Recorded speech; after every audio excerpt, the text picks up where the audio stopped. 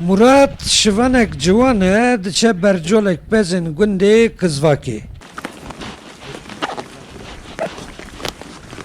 Ewî pezên xweliciyê rast kiriye û niha tevdîra çêkirina çayek li ser kûçik dibîne.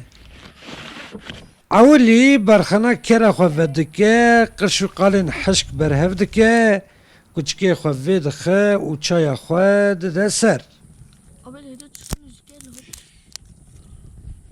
Di vî havîniyê de wextê dî piştî nîvroye. Muradê çaya xwe vexwe û ji bo beriyê pez daxe guhera gund. Li aliyek din li peravê gola Wanê li gundê Kızvakê yê bi ser tetwana Bitlisê ve berîvanên gund jî bi nêzîkaya hatina keriyên pez re bi alb û albikên xwe ber bi beriyê ve dimeşin. Bîstek din çar col pezên gund jî toz û dumana havînê bi ser xwe dixin di peravê golê re tên beriyê.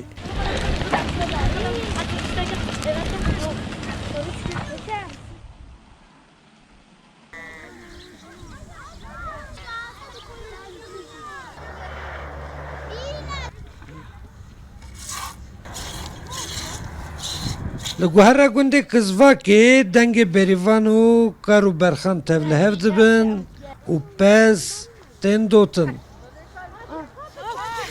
Şilîtine şîrtine. Ev seremoniyek xwezayî û bêhempa ye. Keçovî gundê ne metvî gundê dojî mêr kiriye heta ne em pas xwayî dikin. Em pas xwayî dikin têne bîrgî çine zûzanan sal heye em çine zûzanan sal heye em naçin of tune îsal of tune bî. Ziyakî bi bîrîvanê xweşe birin. Ku ziyakî ne li ber sevûn zor dixuye. والله باری خواشی بریم.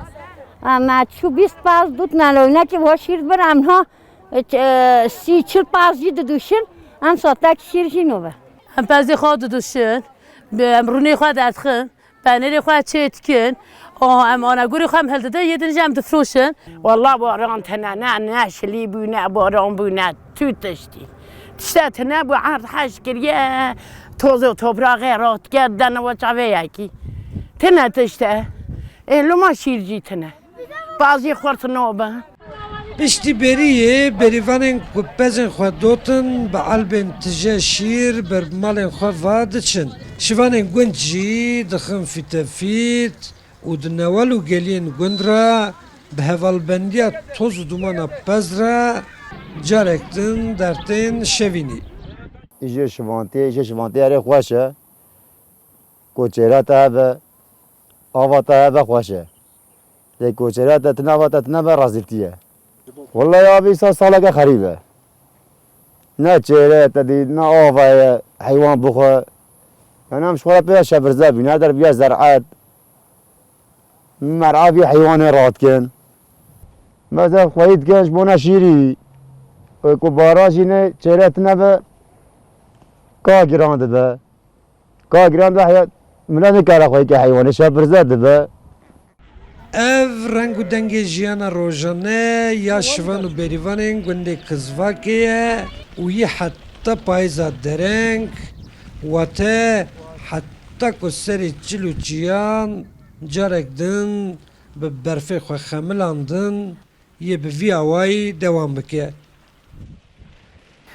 Li gundê Kızvakê zêdetirî 2500 pez hene. Wate 4 col pez rojane ji gund dertênê şevînê. û rojê du cara jî ev peza û têne dana. Carek di dehê sibê da, carek jî di sisê û nîvê esrê da. Ev rûtînek ji rûtînê jiyana rojane ya şivan û berîvanên gundê Kızvakê ne. Abdulselam Akîncî Rûdaw, gundê Kızvakê Tetwana Bedlîsê.